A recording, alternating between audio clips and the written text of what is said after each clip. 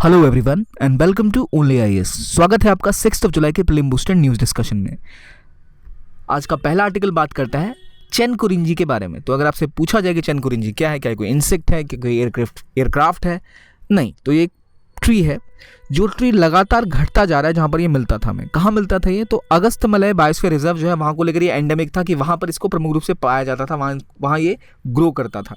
और इतनी मात्रा में कोलम के आसपास ये पेड़ मिलते थे कि एक वाइल्ड लाइफ सेंचुरी जो शेंडुरनी वाइल्ड लाइफ सेंचुरी थी कोलम में, ये इस ट्री के नाम पर ही रखी गई थी। अभी तो सब कुछ ठीक है, तो इनकी संख्या गिरने क्यों लग गई? देखिए, चेन कुरिंजी एक ऐसे पेड़ थे जो वहाँ के लोग न सिर्फ फायरवुड के लिए इस्तेमाल करते थे, लकड़ी के लिए, इसके अलावा इससे आर्थराइटिस और ब्लड प्रेशर का भी इलाज लोग वहाँ लोकली किया करते थे।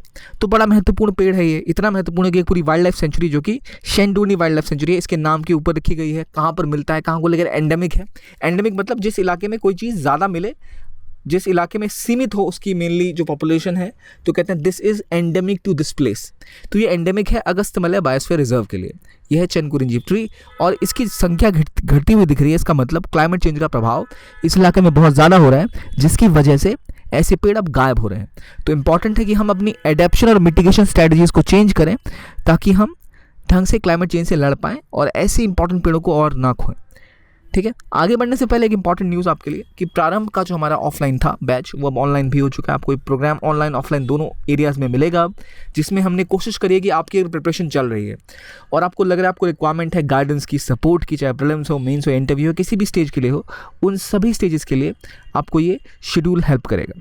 इसमें आपको हम कोशिश करते हैं कि 700 घंटों की plus online classes, offline classes दी जाएँ अगर आप क्लासरूम कोर्स ज्वाइन करते हैं तो, और डेली डाउट सेशंस होंगे। आपको पिछले 5 साल के PYQ क्वेश्चन डिस्कस किए जाएंगे, ऐसे राइटिंग, आंसर राइटिंग प्रोग्राम्स होंगे। अगर आप चाहते हैं कि नहीं आप क्लासेस अटेंड नहीं कर सकते, आप ऑब्वियसली आप हमारा ऑनलाइन कोर्स ले सकते हैं, जहां आपको बहुत सी एडिशनल फैसिलिटीज़ भी दी जाती हैं।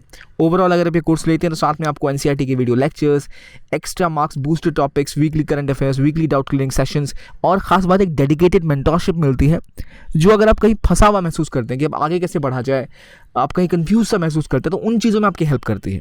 इसके अलावा टेस्ट सीरीज तो आपको मिलती ही और प्रॉपर स्टडी मटेरियल प्रोवाइड किया जाता है। ये सारी चीज़ें आपको मिलेंगी हमारे प्रारंभिक प्रोग्राम के अंदर, जो कि अब ऑनलाइन ऑफलाइन दोनों ही माध्यम में उपलब्ध है और हिंदी इंग्लिश दोनों के लिए ही ऑप्शन खुला है। तो अगर आप ज़्यादा जानकारी चाहते हैं तो इन फ़ोन नंबर्स पे या हमारी वेबसाइट video.onlyis.in पर या फिर onlyisprarambh@gmail.com पर ईमेल कर एडिशनल जानकारी आप प्राप्त कर सकते हैं। आगे बढ़ते हैं और अगला आर्टिकल देखते हैं जो है INAS 324 स्क्वाड्रन के बारे में। तो INAS क्या है? पहले यह है Indian naval air squadron 324। Squadron मतलब एक ग्रुप ऑफ एयरक्राफ्ट्स, ठीक है, चाहे वो एयरफोर्स के हैं तो वो कई जगह पर फाइटर प्लेन्स होते हैं, यहाँ पर ये हेलीकॉप्टर का स्क्वाड्रन है। और ख़ास बात ये क्यों इसको मेंशन किया जा रहा है, इसलिए कि ये पहला इंडिया का indigenously built, indigenously designed squadron है, यानी भारत में निर्मित और भारत में डिज़ाइन किया गया। कौन से हेलीकॉप्टर्स डिज़ाइन बनाए गए हैं इसमें अंदर, तो ALH MK3 जिसकी फुल फॉर्म है एडवांस्ड लाइट हेलीकॉप्टर्स MK3, जिनका नाम दिया गया है क्या, तो केस्ट्रेल्स। केस्ट्रेल असल में एक ऐसी चिड़िया को कहते हैं जो शिकार करती है। तो वो दिखाता है कि इन हेलीकॉप्टर्स की जो कैपेसिटी है, बहुत ही सेंसरी स्किल्स है, ये आराम से पे नज़र रख सकते हैं। तो इस स्क्वाड्रन का प्रमुख काम क्या होगा? इसका इंपॉर्टेंट काम होगा मैरीटाइम रिकॉनेसेंस और रिसर्च एंड रेस्क्यू। तो क्या मतलब होता है रिकॉनेसेंस और रिसर्च रेस्क्यू का? इसका मतलब कि वहाँ आसपास नज़र रखेगी समुद्री इलाकों में, और अगर किसी को रेस्क्यू करना हो या कोई सर्च ऑपरेशन चल रहा हो तो वहाँ पे सपोर्ट प्रोवाइड करना, ये काम होगा इसका। तो एक बड़े से अपनी समुद्री इलाकों में ये करेगी। और इस स्क्वाड्रन का इंसिग्निया ही वो केस्ट्रेल है जिस चिड़िया की बात की। तो ये पॉइंट है इसके बारे में। और ये हेलीकॉप्टर किसने डिज़ाइन किया है, तो हिंदुस्तान एरोनॉटिकल लिमिटेड HAL ने, जो कि public sector aircraft manufacturing company है। और ये दिखाता है कि कैसे हम इंडिया और ज़्यादा इसके ऊपर आत्मनिर्भर बनता जा रहा है इवन इन डिफेंस इक्विपमेंट्स। ये बात होगी INAS 324 स्क्वाड्रन की। तो 324 स्क्वाड्रन किससे रिलेटेड है?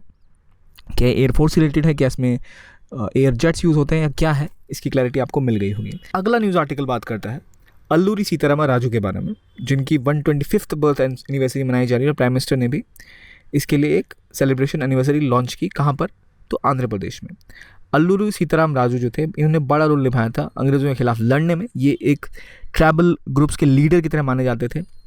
और इनका एक और नाम बड़ा इंपॉर्टेंट था, वो था मन्यम विरुदु। और इसलिए जो रिबेलियन था इनका, उसे मनियम रिबेलियन भी कहते हैं। इन्हें हीरो ऑफ जंगल्स के नाम से जाना जाता था, कि वनों के राजा के नाम से नहीं जाना जाता था। और इनका प्रमुख काम था कि जो भी ट्राइबल कम्युनिटीज़ के इंटरेस्ट होते थे उसको ये पूरा करना चाहते थे। और जब आप ट्राइबल कम्युनिटी के इंटरेस्ट को पूरा करना चाहेंगे और आप जिस पीरियड में ये थे उस टाइम में अंग्रेज़ों का राज हुआ करता, तो आप इमेजिन कर सकते हैं समस्या क्या आती होगी। अंग्रेज़ जंगल काट लेते थे, जो ट्राइबल्स उनको दुखी करते थे, तो इनके खिलाफ इन्होंने कई सारे कदम उठा और एक रंपा रिबेलियन लीड किया, जिस रंपा रिबेलियन का ही दूसरा नाम मनियम रिबेलियन भी है। मनियम रिबेलियन इसलिए क्योंकि मनियम ने इसको लीड किया था। मनियम मतलब अल्लूरी सीताराम राजू। तो अल्लूरी सीताराम राजू जो बहुत प्रोमिनेंट फिगर है, जिन्हें हम मनियम के नाम से भी जानते हैं, उन्होंने रिबेलियन लीड किया था, जिसे हम पॉपुलरली रंपा रिबेलियन के नाम से भी जानते हैं। इनकी मृत्यु 27 साल की उम्र में हो गई थी और रंपा जो इलाका था वहाँ पर 28,000 ट्राइब्स रहा करती थी। ये ट्राइब्स अपनी तरह से खेती किया करती थी, थोड़ा थोड़ा जंगल क्लियर करती थी क्योंकि जंगल की ज़रूरत इनको थी। वहाँ पर खेती करके अपना काम चलाती थी। जब अंग्रेज़ आए उन्होंने पूरा का पूरा जंगल साफ करना शुरू कर दिया, रेलवे लाइन्स बिछानी शुरू कर दी ताकि रिसोर्सेज संसाधन का इस्तेमाल वो कर पाएँ, जो इन ट्राइबल्स के हित के खिलाफ था, जंगल के हित के खिलाफ था। तो ये जंगल और भूमि के लिए लड़ते थे और वहाँ लड़े और अंग्रेज़ों से कई बार इन्होंने लड़ाइयाँ लड़ी और उसके बाद अब निश्चित रूप से अंग्रेज़ों ने इनको कुचल दिया, लेकिन ये एक बड़ा एग्जाम्पल सेट करके गए। तो ये चीज़ें थी। और जो एक्ट था मद्रास फॉरेस्ट एक्ट 1882 पास कराया गया ताकि वहाँ के लोगों की मूवमेंट रुक जाए, ट्राइबल मूवमेंट की। तब जाकर जो लोग थे और ज़्यादा परेशान हो गए और उन्होंने ये रिबेलियन किया था यहाँ पर। ये बात हो गई अल्लूरी सीताराम राजू की। क्यों वो न्यूज़ में थे, उनका 125th बर्थ एनिवर्सरी की बात चल रही है, सेलिब्रेशन उसकी हो रही है, और क्या इनका नाम था, क्या इन्होंने किया था, ये आपको क्लियर हो गया होगा। इससे रिलेटेड एक क्वेश्चन पिछले साल आया था, नॉट एग्जैक्टली सीताराम राजू के बारे में बट ट्राइबल मूवमेंट्स के बारे में, कि उलुगन या फिर ग्रेट टमल्ट किसके बारे में कहा जाता है। Revolt of 1857, Mappila rebellion, Indigo revolt या फिर बिरसा मुंडा रिवोल्ट ऑफ 1899-1900। तो उसका सही जवाब था डी, बिरसा मुंडा के रिवोल्ट को ही उलुगन कहते थे। तो इस तरह से आपको याद रखना चाहिए कि भाई अगर आपसे क्वेश्चन पूछा जाए कि मनियम रिबेलियन कहाँ हुआ था, कौन मनियम रिबेलियन को लीड कर रहे थे, तो आप कंफ्यूज ना हो जाए कि मैंने तो इसके बारे में पढ़ा ही नहीं है, मैंने तो रंपा के बारे में पढ़ा है। तो मनियम रिबेलियन उन्हें भी कहते थे, मनियम किसे कहते थे, ये सारी चीज़ें पूछी जा सकती हैं। तो वो चीज़ें आप कर सकते हैं revise through this current affairs details. ठीक है, आगे बढ़ते हैं। अगला आर्टिकल बात करता है FCRA रूल्स के बारे में। FCRA की फुल फॉर्म होती है फॉरेन कंट्रीब्यूशन रेगुलेशन एक्ट। इसके तहत जो विदेशों से पैसा कोई सिटीजन या तो इंडिया भेज रहा है अपने परिवार के पास या बाहर से किसी NGO को फंडिंग आ रही है, तो उसको रेगुलेट किया जाता है ताकि कहीं उसका इस्तेमाल गलत तरीके से ना किया जा सके। तो अब जो चेंजेस इसमें किए गए हैं उसमें किए गए हैं कि अब 10 लाख हर साल तक कोई अगर बाहर रहते हैं विदेश, तो अपने घर में परिवार को भेज सकते हैं। पहले 1 लाख तक ही भेज सकते थे, और अगर इससे ज़्यादा अमाउंट होता है, 10 लाख से भी ऊपर अमाउंट कोई ट्रांसफ़र अपने घर वालों को वापस कर रहा है, तो गवर्नमेंट को आपको 30 दिन के अंदर पहले जो थी वो नोटिस भेजना होता था कि हमने इतने पैसे हमें आए हैं हमारे रिलेटिव के थ्रू। लेकिन अब वो बढ़ा के 90 डेज़ कर दिया गया गवर्नमेंट को इन्फॉर्म करने के लिए। 90 दिन के अंदर आपको इन्फॉर्म करना होगा कि हाँ, हमें एक्स व्यक्ति से, जो हमारे परिवार के मेंबर है या किसी और से, इतने पैसे विदेश से आए हैं, क्यों आए हैं, इसके बारे में। फिर NGOs को पहले 30 डेज़ का टाइम दिया जाता था, अब वो टाइम बढ़ा के 45 डेज़ कर दिया गया इन्फॉर्म करने के लिए कि आपको किस बैंक अकाउंट से कितने पैसे मिले हैं, ताकि इंडिविजुअल या ऑर्गेनाइजेशन जो NGOs हैं उनको अगर बाहर से पैसे मिलते हैं तो। इसके अलावा नॉर्मली हुआ क्या करता था पहले कि NGOs कई सारे खुल गए थे जो विदेशों से पैसे लेते थे, और वो जैसे अगर 10 करोड़ रुपए आए या फिर 50 लाख रुपए आए और NGO खुला है पॉवर्टी एलिवेशन के नाम पर, गरीबों की भलाई के लिए, कि हम लेट्स से फ्री आंखों का ऑपरेशन लोग कराएंगे, इसके लिए एक NGO रन कर रहे हैं, इसके लिए हम कंट्रीब्यूशन ले रहे हैं, विदेशों से पैसा आ रहा है, 1 करोड़ रुपये मान के चलो आ गए, और उसमें आपके NGO में 10 लोग काम करते हैं, आपने बोले हमारे हर व्यक्ति को 10 लाख की सैलरी मिलेगी, और आपने 1 करोड़ रुपये में 9 लोग आपके स्टाफ हैं, 90 लाख रुपए आपने सैलरीज में डिस्ट्रीब्यूट कर दिया, 10 लाख रुपए जो बचे उसको खर्च किया लोगों के ऑपरेशन कराने में आँख के। तो आपने NGO खोला तो आंखों का ऑपरेशन के लिए, पर असल में आपका काम है मनी लॉन्ड्रिंग, यानी बाहर से पैसे बुलाना और अपने स्टाफ पे खर्च कर देना। तो उसको चेंज करने के लिए उन्होंने कहा था कि किसी भी NGOs में अगर फंडिंग आती है तो उसमें केवल 50% फंड का ही इस्तेमाल किया जा सकता है एडमिनिस्ट्रेटिव पर्पसेस के लिए। बाकी जो ऑब्जेक्टिव है, जो आपका कार्य है, उसमें खर्च होना चाहिए। अब उसको और घटा दिया गया है कि केवल 20% ही अपने फंड का इस्तेमाल आप एडमिनिस्ट्रेटिव पर्पसेस के लिए कर सकते हैं, बाकी का इस्तेमाल जिस लिए वो NGO का फंडिंग आ रहा है उसके एरियाज़ में करना पड़ेगा। और इसके अलावा ये भी इंपॉर्टेंट कंट्रीब्यूशन दिया गया है, इस बार ऐड किया गया है कि हर एक ऑर्गेनाइजेशन या इंडिविजुअल को जिसको फंड होता था उसको हर एक क्वार्टर में, हर एक 4 महीने के अंदर अपनी जो भी इनकम आ रही है, जो भी फंडिंग आ रही है बाहर से, उसको वेबसाइट पे अपडेट करना होता था।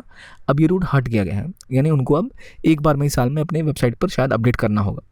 और कोई भी अगर FCRA से फंडिंग लेता है तो उन्हें जो भी ऑडिटेड उनकी स्टेटमेंट होगी साल में एक बार अप्रैल के महीने में वो अपडेट करनी होगी, जैसे नॉर्मली फाइनेंसिंग ईयर्स में होता है। इसके अलावा कुछ और जो ऑफेंसेस है उसको कंपाउंडेबल बना दिया गया है। कंपाउंडेबल वो ऐसे ऑफेंसेस होते हैं जहाँ पर आप एक कॉम्प्रोमाइज़ कर सकते हैं। अगर सामने वाली पार्टी ने आपके ऊपर केस किया तो आप उनके जाकर मिले, और अगर कॉम्प्रोमाइज़ हो रहा है तो आप वो कर सकते हैं। तो इससे होता है कि सज़ा ज़्यादा खतरनाक सी नहीं होती और कई चीज़ें कॉम्प्रोमाइज़ के थ्रू सॉल्व की जाती हैं। वो इसलिए किया जा रहा है क्योंकि यहाँ पर अगर जो ऑफेंस है कोई क्रिमिनल ऑफेंस नहीं है, किसी का मर्डर नहीं हो गया, छोटी मोटी चीज़ें होती हैं जिसको लेकर आप कॉम्प्रोमाइज़ पर आ सकते हैं, लेकिन कॉम्प्रोमाइज़ बोनाफाइड होना चाहिए, यानी लीगल होना चाहिए, सही तरीके से होना चाहिए। तो अब कुछ ऑफेंसेस हैं जो कि कंपाउंडेबल बना दिए गए हैं, ना कि डायरेक्टली आपके खिलाफ केस हुआ तो सीधा आपको जेल भेज देंगे। आपको ऑप्शन मिलेगा कि आप उसको किसी नतीजे तक पहुंच सकते हैं कॉम्प्रोमाइज़ करके, तो आपके पास ऑप्शन वो रहेगा। अगला न्यूज़ आर्टिकल है आईपीआर पॉलिसी के बारे में। आईपीआर मतलब intellectual property rights. Intellectual property rights को लेकर जो department of science and technology है और सेंटर फॉर पॉलिसी रिसर्च है, उनकी मीटिंग हुई थी। उन्होंने ये कहा कि भाई हमें और चेंजेस की ज़रूरत है अपने आईपीआर पॉलिसीज़ में। क्यों आईपीआर क्यों इंपॉर्टेंट है? मान लीजिए आप एक किताब लिखते हैं या आप कोई टेक्नोलॉजी बनाते हैं जिससे कुछ बहुत भयंकर सा हो रहा है, कोई दवाई आपने बना ली है या कोई टेक्नोलॉजी बना ली जिससे लोग ट्रांसमिट हो पाएँ, ऐसी कुछ भी चीज़ें मान लो, या आप फेसबुक के ले लो, कुछ भी ले लो। ये इतनी मेहनत के साथ कोडिंग करके आपने बनाई, या आपने कोई नई तरह की कार डिज़ाइन करी और आपने कार बनाई और कोई इसको चुरा के दोबारा ढेर सारी कार मार्केट में ले आए, तो आपका जो मेहनत था सालों का, जो आपकी इन्वेस्टमेंट थी, वो तो बेकार हो गई। तो इसीलिए ऐसी चीज़ों के ऊपर मिलता है इंटेलेक्चुअल राइट कि वो आपकी कार है तो आपको ट्रेडमार्क मिलेगा। लेकिन अगर वो चीज़ किताब में लिखी हुई आपने या कोई सॉफ्टवेयर कोड लिखा है तो वो सामने तो प्रतीत नहीं होता। कहानी लिखी है, कहानी को चुरा ले तो उन केसों के लिए भी अब आपको इंटेलेक्चुअल प्रॉपर्टी मिलती है, क्योंकि आपकी बौद्धिक स्तर से आपने मेहनत करके, दिमाग खर्च करके कुछ क्रिएट किया है, तो उसके ऊपर आपको इंटेलेक्चुअल प्रॉपर्टी है आपकी वो, तो उस प्रॉपर्टी पर भी आपको राइट है, उसको कोई चोरी ना कर पाए। तो इंडिया में आईपीआर को लेकर काफ़ी विवाद रहता है। जो डेवलप्ड कंट्रीज़ हैं वो कहती है इंडिया में आईपीआर पॉलिसी स्ट्रांग नहीं है। तो अब बात कर रहे हैं कि इंडिया में एक फ्यूचर रोड मैप होना चाहिए आईपीआर को और ज़्यादा स्ट्रांग करने के लिए। एक प्लेटफॉर्म होना चाहिए जहाँ सभी आईपीआर रजिस्टर हो पाए या उनके ऊपर जो दिक्कतें हैं वो डिस्कस हो पाए।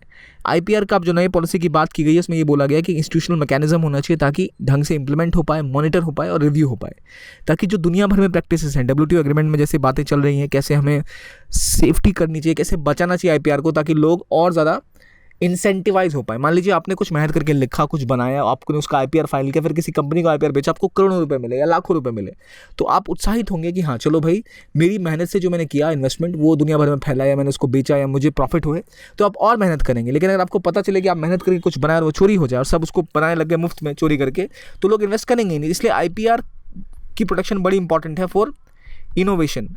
इनोवेशन प्रोटेक्शन होगा आपका प्रॉपर्टी जब तक सेफगार्ड नहीं होगी तब तक आप प्रॉपर्टी पे काम ही क्यों करेंगे। तो अब बात की जा रही है कि हर साल 5 साल पे इसको रिव्यू किया जाएगा। और ऑलरेडी अभी जो इंडिया की आईपीआर पॉलिसी है इसका काम है पब्लिक अवेयरनेस बढ़ाना, आईपीआर की जनरेशन और ज़्यादा बढ़ाना, स्ट्रॉन्ग आईपीआर लॉज होना, इसको मॉडर्नाइज करना, जो हमारे ह्यूमन रिसोर्सेज हैं, इंस्टीट्यूशन से कैपेसिटीज़ हैं, उसको और ज़्यादा बढ़ोतरी उसमें प्रोवाइड करना। कौन इंप्लीमेंट करता है? तो डीपीआईटी यानी department for promotion of industry and internal trade इसको इम्प्लीमेंट करती है, जो उसकी नोडल पॉइंट है।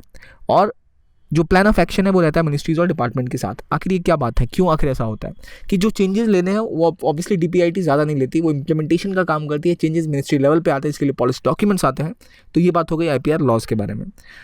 अगर हम आगे देखें आईपीआर लॉज की रेलेवेंस के बारे में, तो आप जितने भी देखेंगे इंडिया की ट्रेड डील्स होती हैं, चाहे वो आरसेप का जिसका पहले भारत पार्ट बनने वाला था वो भी इंडिया नहीं बन पाया, ईयू या फिर बाकी जैसे कंट्रीज़ हैं न्यूजीलैंड वगैरह, इनके साथ अगर हम कोशिश करते हैं एफटीए बनाने की तो मुद्दा फंस जाता है। जापान के साथ भी मुद्दा फंस जाता है कि आप आईपीआर को प्रोटेक्शन नहीं देते। तो इसलिए काफ़ी स्ट्रिंजेंट वो चाहते हैं भारत आईपीआर लॉज बनाए, तो उसके ऊपर भारत काम कर रहा है और इसलिए एक महत्वपूर्ण कदम उसकी तरफ ये हो सकता है।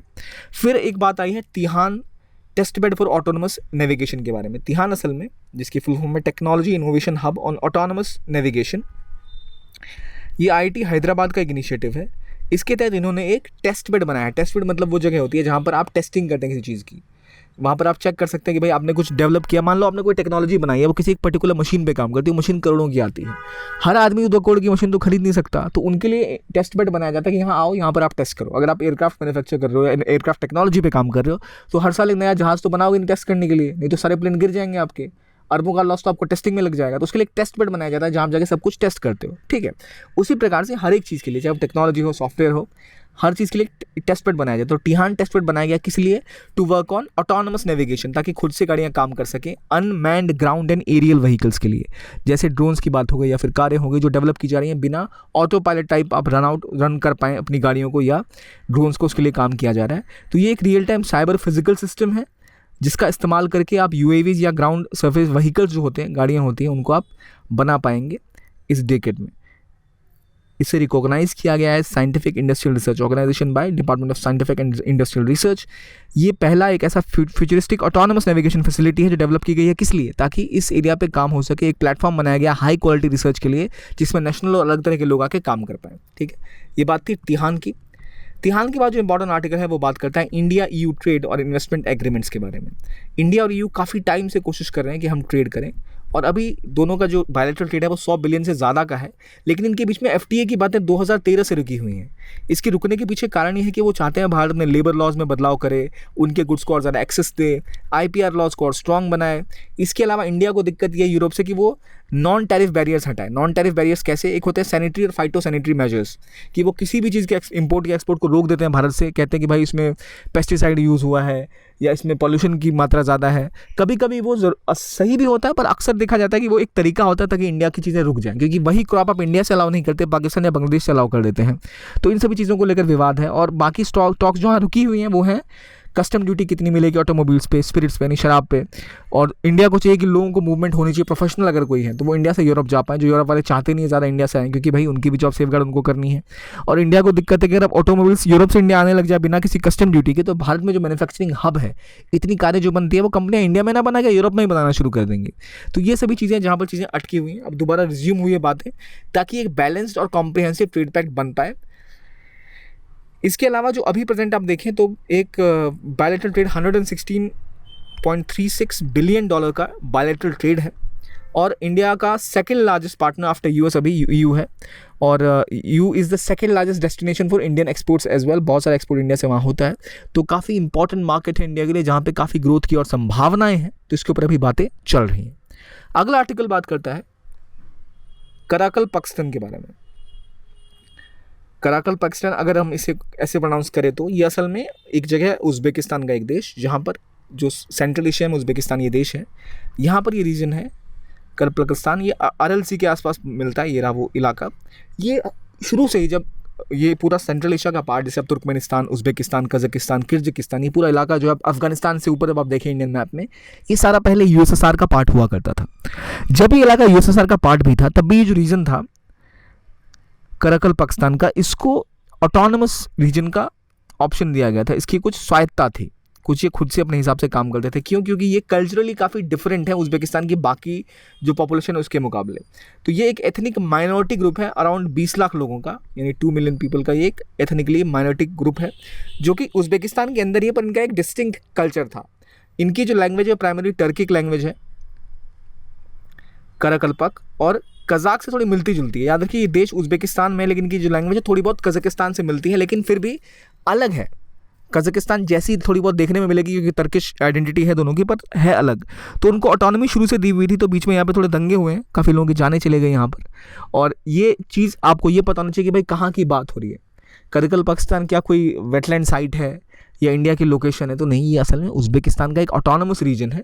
तो जब आज़ादी उज़्बेकिस्तान को मिली थी सोवियत यूनियन से 1991 में, तब ये जो पाकिस्तान था, इसको भी एक autonomous Republic with in Uzbekistan में इसको राइट दी गई थी। और राइट दिया गया था सीड का, कि अगर चाहें तो आज़ाद हो सकते हैं वो।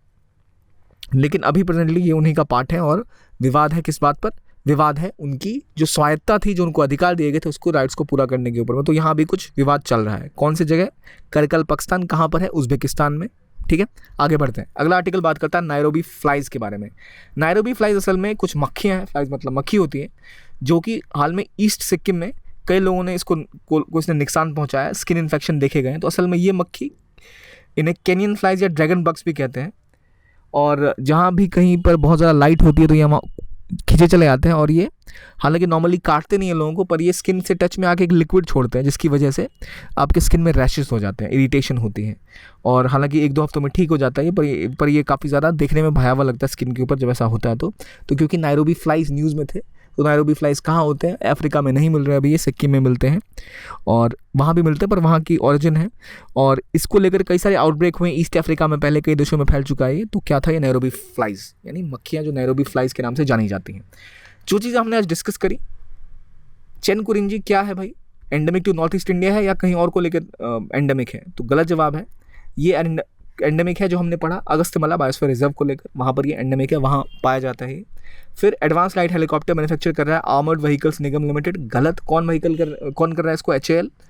रंपा रेबेलियन एक ट्राइबल अपराइजिंग थी जिन्होंने दो भाइयों ने इसको लीड किया था, सिद्धू कानू चांद और भैरव मुर्मू। गलत जवाब। किसने लीड किया था बताइए मुझे आप? Alluri Sitarama Raju. National IPR policy 2060 DPIT ने इसकी नोडल पॉइंट टू कोऑर्डिनेट है। ट्रू।